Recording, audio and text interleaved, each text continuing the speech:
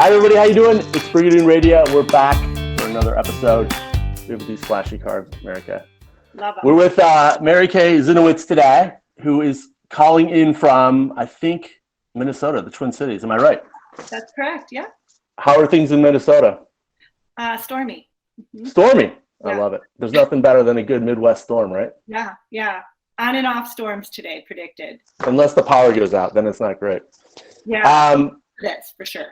All right, so as you know, here on Brigadoon Radio, we like to talk to founders and thought leaders that are doing cool stuff to shape commerce and culture, and I think what Mary Kay is doing is right there, doing both. Mary Kay is the founder of Bus Stop Mamas. What a name, I love it. Mary Kay, tell us about Bus Stop Mamas. Oh, okay, well, where do you want me to start? Want me to start with the story? Yeah. How it works? I think the origin story is great, and then I'm keen to chat about the business model, because you've got a two-sided business model, which can be I'm sure good and bad. And I'm keen to talk about your talent stack. I mean, you've done some great stuff in advertising, marketing, and just your own life history. I think bringing all these elements together, I think has brought you to being an entrepreneur and getting this project off the ground.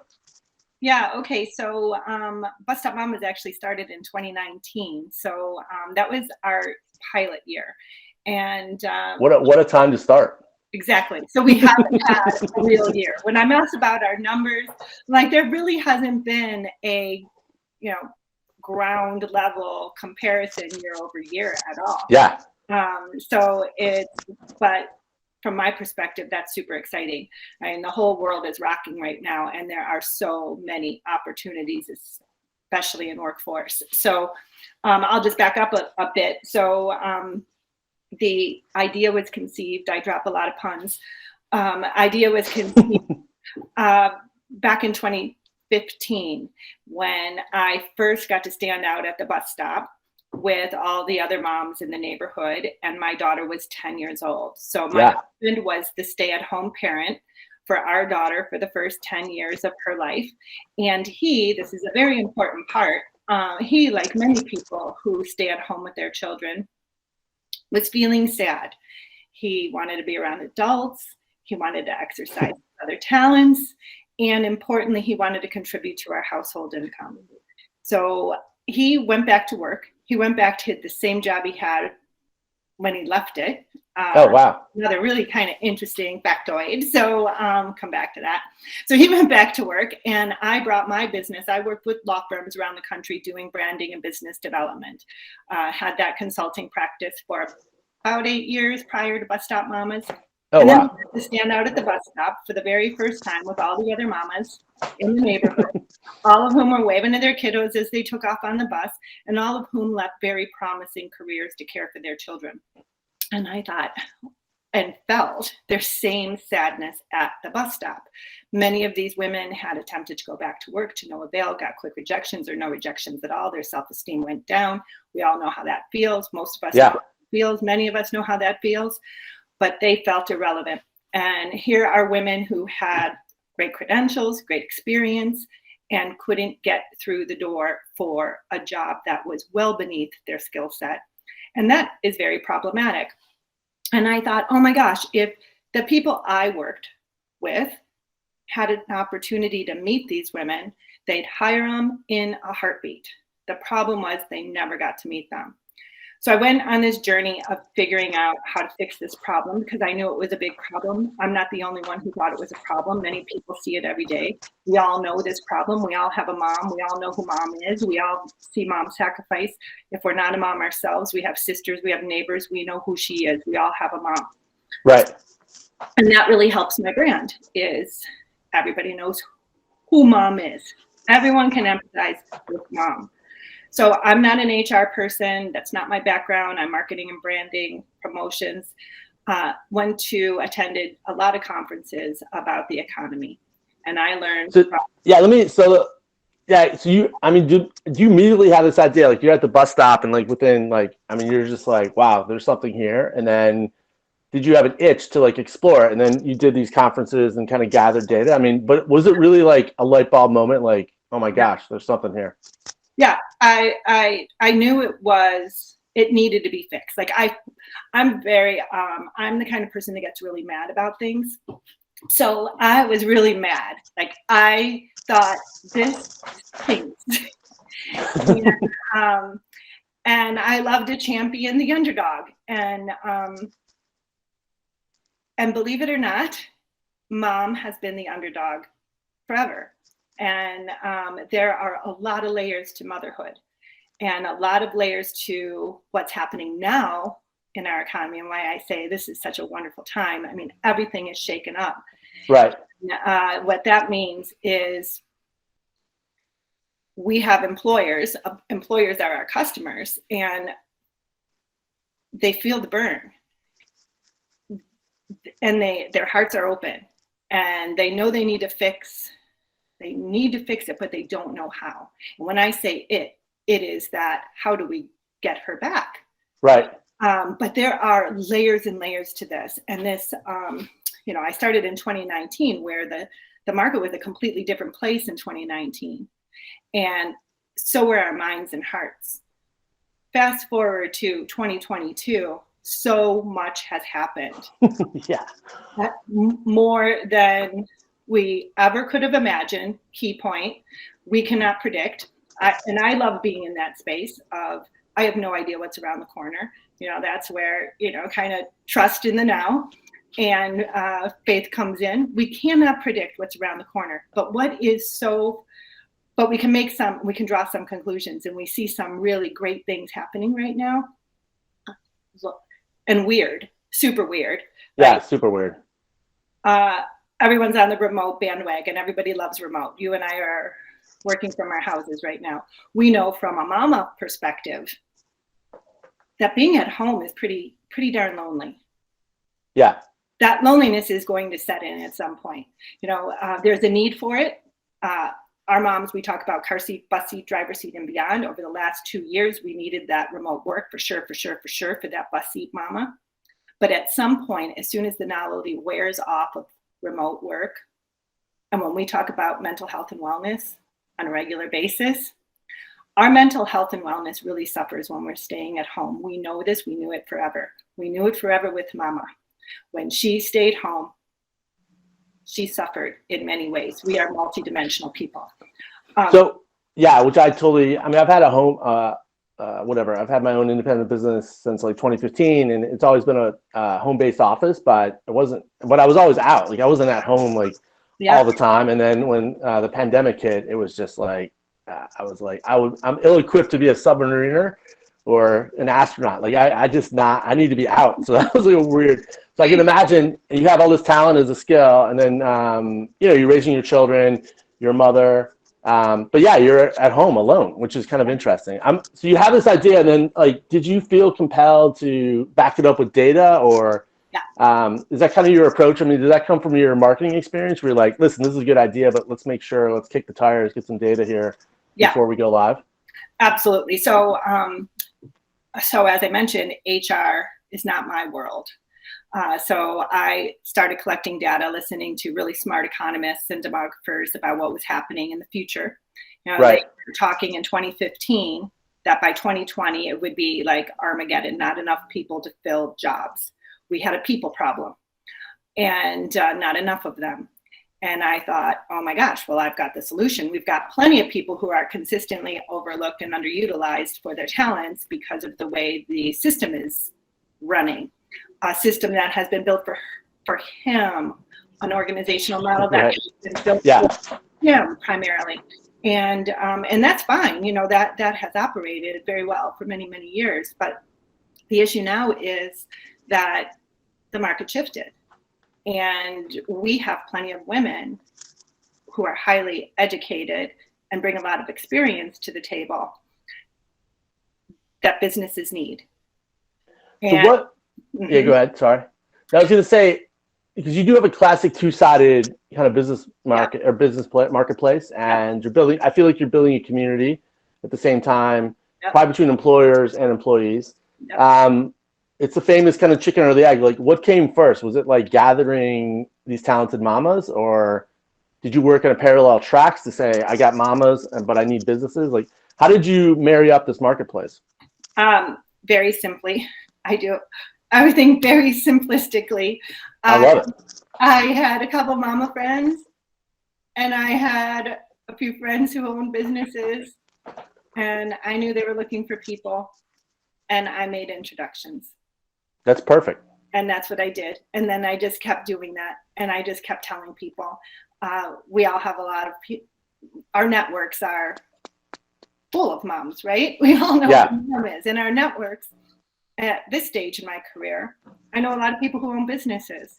I've been working for a long time, so I have a network. So I'm on LinkedIn a lot. So I'm always shouting out, you know, we're here if you need employees, and we know that everybody does.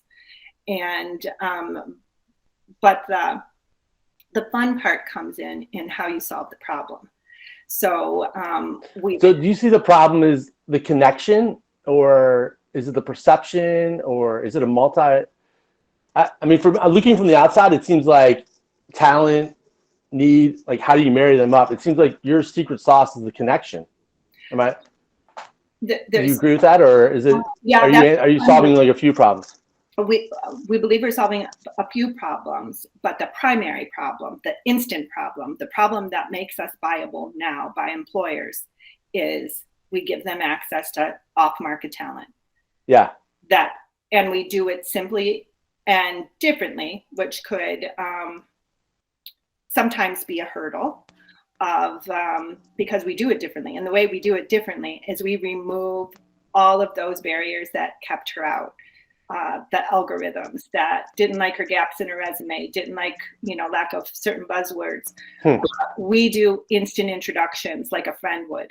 So moms select a job that seems interesting and that their skills are aligned with, and the job meets their schedule. And then they click introduce me. And then they get a warning. Are you sure you're ready to be introduced? And then they're introduced. Marc meets Susie. Here's a little bit about Marc and Brigadoon, and here's a little bit about Susie. And then it's up to you to move it forward. We introduce employers to every person, every mom who is interested in their job. And that was a big learning for us. And then add COVID on top of it. So what we learned is job descriptions matter. Right. Because just because you have a job doesn't mean somebody wants it. And it doesn't mean it fits her schedule. And that is where the layer of COVID really impacted our mamas. So we say car seat, bus seat, driver seat, and beyond for our mamas. Our bus seat mamas were totally strapped. They were cooking. You're recognizing the life cycle of the child, the family unit, the mother. No, I love that too. Like, you're right. I mean, there's different, depending how old the child is or where you are in your life, there's only so many hours, and exactly. Yeah. That's smart. And throughout that life cycle, our availability changes. That said, it's not the same for everybody. That's very a general timeline. We have, after talking to literally hundreds of moms, I know that our situations are very different. Our support systems are different. Our values are different. Our children are different. The common thread that binds us is we want the very best for our children, and how we get there is different for all of us. So many moms I spoke with have special needs children, which is a big factor in when she leaves or how she leaves. We make a lot of assumptions about why she leaves. It's usually so simplistic, like women who work and women who don't. It's general, like you decided to stay at home. You had that opportunity. Well, there's a lot to that. And there's a lot to going to work as well. And what we are learning along the way and educating employers. So I started to say that job description is super important. So we know when certain job descriptions come our way, which ones are going to fly, which ones moms are going to be like, yep, this works for me. I want this job. I want this job. Oh, interesting. So even helping, the employers say, you need to have this kind of language in there to make this more attractive or to work for mamas.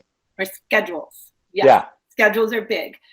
We know that flexibility, purpose, and pay are the top 3 drivers in clicking on a job description. And we also look at that job description as our opportunity to help employers who are very, very eager.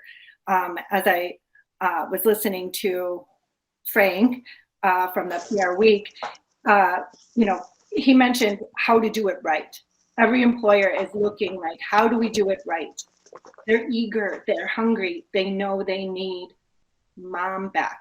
And part of that is identifying mom as a segment, as a separate segment within their organization. And were you gonna say something?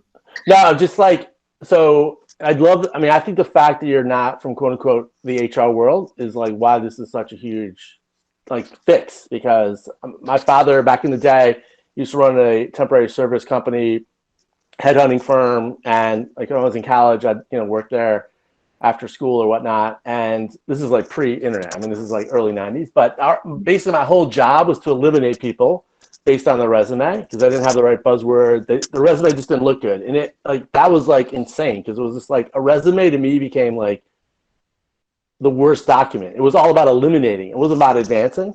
And then later on the algorithms, it's crazy.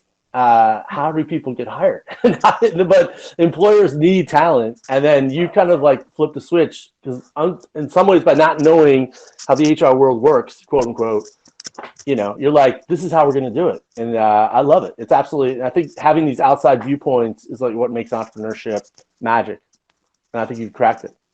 Thanks. I agree with you. I do know that there's pros to not being in that space.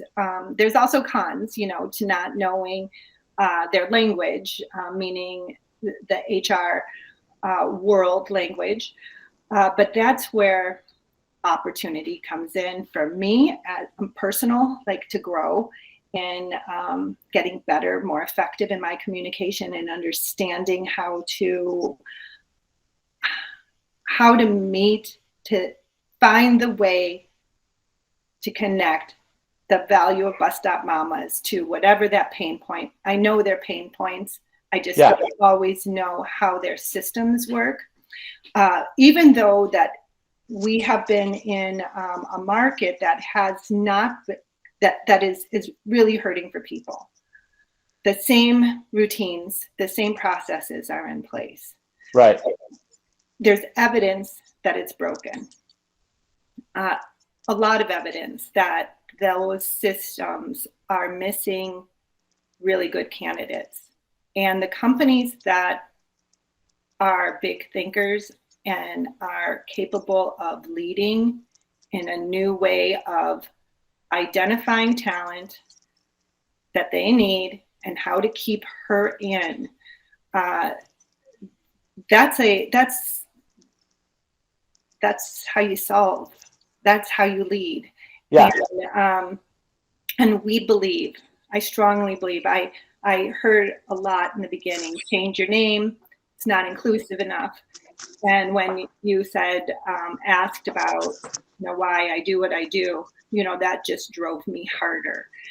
No, I absolutely love the name. And I think you like planted a flag and you're like, I'm going to own the space. Like I care about mamas. Like, it's interesting when when men do this, when they say like we're going to do something, like this product is for men. It's not like looks fine, but it's interesting. I think like owning a space is like super important. I think when you start out small as an entrepreneur, you can't own the whole world. I remember back in the day, I heard Steve Case talk about American Online, and he's like, we didn't have a big budget, so like the name was the marketing, America Online, simple, right? Like this is, and I feel like Bus Stop Mamas is like, these are mamas that have this like kind of life, multidimensional life, and this is who we're going to serve. And I think it's super smart. I think sometimes entrepreneurs, maybe they try to do too much, right? But being super focused, there's a lot of power in that, like doing one thing well and owning that space. Thanks. It feels really good. It's not always easy to be firm on the mom front. Yeah. And we did, and because of that, we're winning now, because that recognition on the employer's part of how do we get her back. Right. We know that 65% of college graduates are female. We know that 86% of females have babies. We know who has babies, by the way. It's moms. Right. We've known this for a very long time, although there haven't been any solves. And when I say that, believe it or not, it's kind of a controversial. Yeah, I could see that. Kind of controversial. And I keep plowing through it because it is super important that we recognize the difference between him, her, and others. Every Right. gender matters, but her gender matters, especially when it comes to career, especially when it comes to talking about not enough people in this world. We know the demographics. We know that women are having fewer children. Our fertility rate is the lowest it's been in a lifetime. Right. We know who has the babies. We know why they don't have babies. We know that they're not having babies because having a baby is a deficit to them. It's a deficit to them. We've learned that as women. We've accepted it. It's not the truth, because I like to say Bus Stop Mamas represents the #1 producer of talent in the world. I love that. It's true. I love it. It's undefeated. It's unprecedented. So shifting that lens a little bit of that value and how do we fit it into the business now, because the business actually needs her. 20 years ago, it was a different scenario. Today, if you are going to be a successful, profitable business, you have to figure out how are we going to capture and keep, grow, retain that female talent. It's needed just like the others. It's balance. It's not that one is only needed. It's that we've lost her. 43% of women exit their career after they have their first child. That's been a static statistic for 40 years. Wow. 3.5 million left during COVID. We're needed. Childcare is not the 100% answer. We also know that. We've got a lot of stats about that. So there are flexible work, part-time work, full-time work as kids grow. You can keep her in. Bus Stop Mamas helps employers do that. So where are you? Because 2015, 2019, like we're 3 years, 2022. I mean, do you personally feel you're still in the startup phase? Like, where are you still trying to sort out the model? Is it evolving? Like, just talk about. I'm curious, like your entrepreneurial journey, if you will. If you could just maybe talk about that for a little bit. Yeah, sure. So 2015 idea. Right. Back in 2015, I talked to employers. They told me we have plenty of people in the pipeline. We're laying people off. Great idea. Don't need it. So I tabled it. 2018, December of 2018, I looked at my daughter who was 12 at the time and I said, it's time. The need has caught up to the employers, Lily. And she said, what do you need, Mama? I said, I need a website and I don't have any money to pay somebody to do it. And she said, I can do it. A few hours later, Lily built Bus Stop Mamas. Wow. Bus Stop Mamas went live January 2019. I was still doing my consulting in 2019. In April of 2019, the first mom in my network back in January called me and said, hey, can I help you? I am going crazy at home and I need to work. And I was like, yes, I need help. I was buried in emails from moms that were wanting to talk. And so Jody and I started our partnership, loose term of partnership, but she started helping me. And then in 2020, we jumped off the cliff and both became full-time employees on payroll. So I stopped doing my other job. Jody was on payroll, still is, and started moving forward in 2020. Our thought at the time was we did a raise, a note to bridge us to April of 2020 when we were going to do a big raise. Oh, wow. Big for us. We were going to do a $1.2 million raise in April of 2020. That went on hold. April of 2020 was April. Not great. Yeah. It's odd to say the least. So we put it on hold and we kept fighting, and revenue grew in 2020. So our year over year kept growing. 2021 happened, still growing. 2021 was a great year for us in terms of revenue growth and our pool growth. So mama pool and business pool. And yeah, we just keep chugging along here, and added to our employee base, and yeah, we could use some money, and yeah. But it sounds like it's growing organically. I mean, I guess, it's always a challenge, like as an entrepreneur, like it's always helpful to have money for like how do you use it? Do you bring in investors? But I don't know. It does seem, you have an amazing story, and your willingness to like chat with different folks and get out there. I think it kind of cuts through. Like the marketing seems great. And Thanks. what's where do you see this going? I mean, what are kind of like the next steps, and what's kind of surprised you? Ton of surprises. Next steps, we're opening up markets strategically. So our growth, we have about 10,000 moms in our network, and our network grows every day, and we have spread out. Go ahead. Sorry. Yeah. I mean, am I guessing you probably primarily started in the Twin Cities, or did you have a national footprint right away, or? It grew nationally pretty quickly. Moms talk. Moms love to share. Moms love to share, and that has worked to our benefit greatly. We have moms outside of the country. We have moms in South Africa. We have moms in Europe, Canada. We have moms everywhere. That's great, but it wasn't strategic. So we are pointed in a strategic growth space now. Like I mentioned earlier, we opened up Ohio. Right. And so when we opened up Ohio, we opened up with an employer.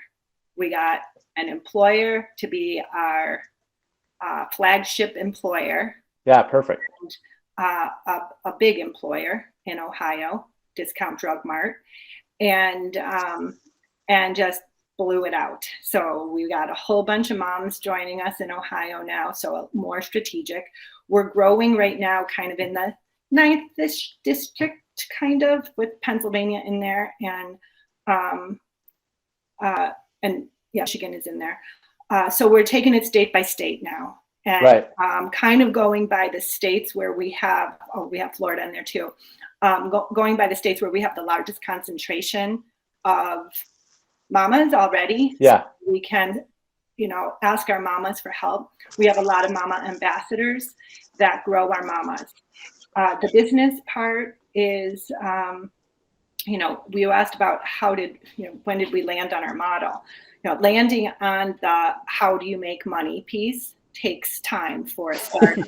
Yeah, for sure. And we make money in 3 ways. We have 3 pricing packages. We have like a simple one, pay to post, we call it. We have subscriptions, and we have enterprise packages. And that all kind of got sealed up. Beginning of this year, we figured out the enterprise packages.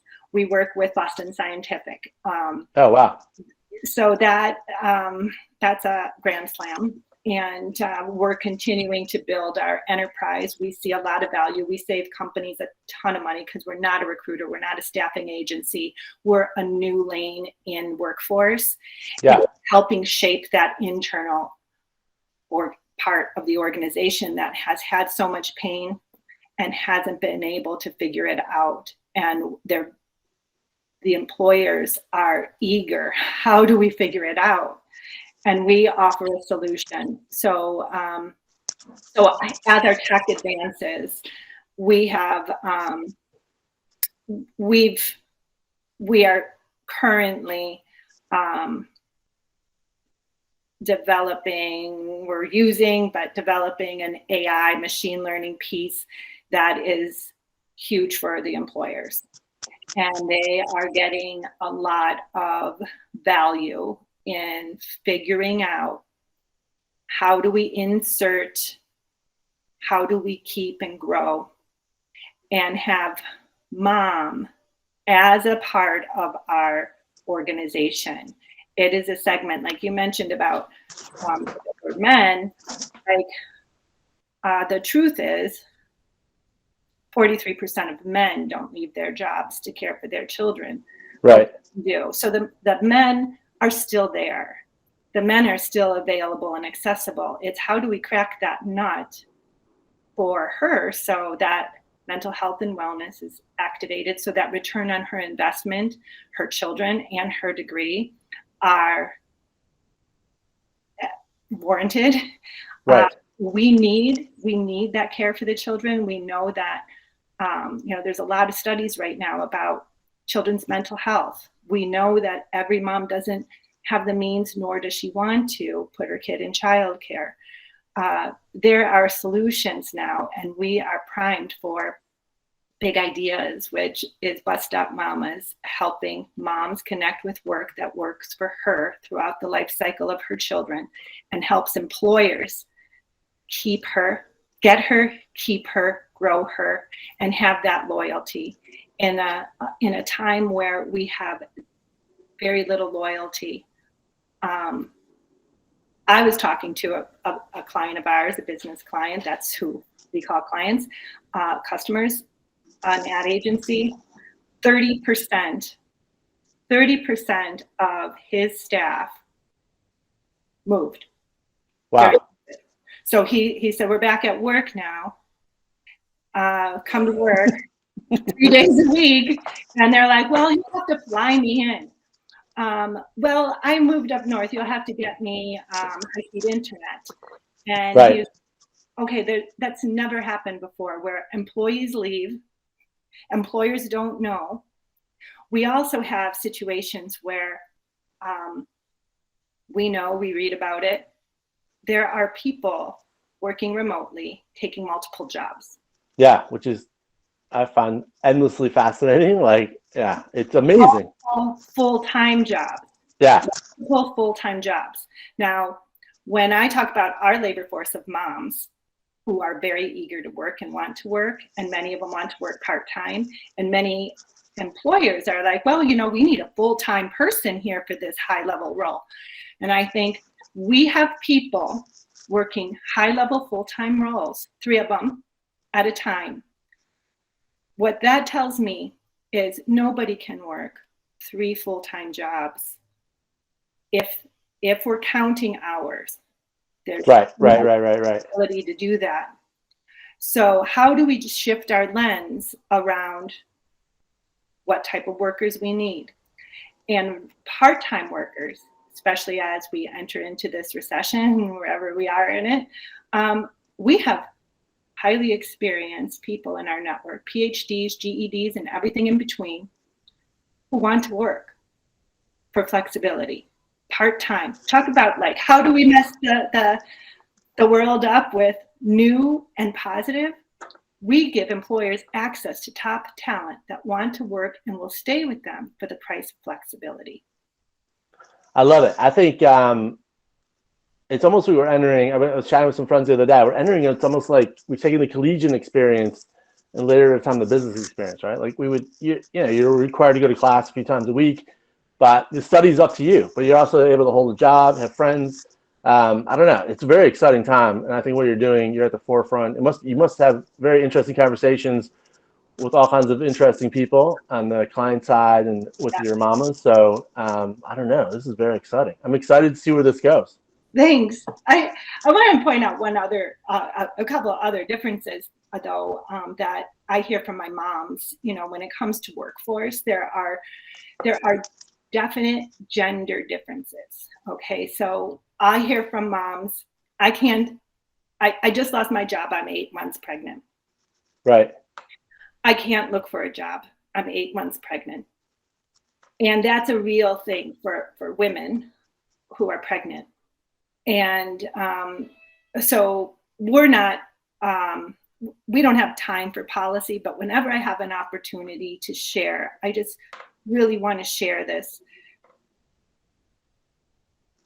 There's an opportunity for employers to be able to, because we know it's not in an employer's best interest to hire her. It's clear why it's not in their best interest. There's a lot of risk there. 43% of women don't come back after they have their baby. But there's an opportunity in our economy piece. We offer businesses tax incentives when they hire veterans. Right. Tax incentives when they hire special needs people. We believe there's a huge opportunity there to offset some of that risk for the employer. So all things equal, if, when we talk about the differences start at the beginning. The differences start when you go to work every day, pregnant, after you have the baby. All of those things are different for him and her.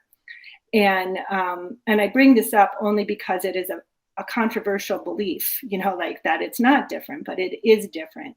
It's different when you have a baby and when you are by your partner's side. They both matter, but if we're going to fix a problem, which is we need her under our roof, because remember, there aren't enough people. Right. And we need her under our roof because she brings intelligence to our picture and perspective to our success. We need her. And Bus Stop Mamas is solving for that in many ways. The mental health piece, which is really big. We're multidimensional people. She wants to be inserted in work. Employers gain access to her. It's a new way to find off-market talent quickly and affordably. And what's so exciting for me is that we're ready for it. Like, the time is now. Seize the day. Organizational models are completely shaken up. When you have 30% of people living in other states, when you have people taking multiple full-time jobs and making $1 million a year, it's shaken up like never before. Well, I think you're bringing a healthy dose of reality to what seems to be like a pretty basic conversation, but you're right. I mean, shaking it up, and we're definitely at a big inflection point. The COVID has certainly accelerated a lot of trends, so it's super exciting to see what you're doing. Mary Kay Ziniewicz, thank you for making the time. If people want to reach out to you and connect with you, what's the best way? Email me, marykz@busstopmamas.com. I'm on LinkedIn. Connect with me on LinkedIn and send me a direct message there. But we need more employers. We need more big employers to help the board. So would love that. Love it. Well, thank you so much for taking the time. It was great chatting with you. Great chatting with you. Thanks, Marc. Thanks for including me in your show. Yeah, thank you.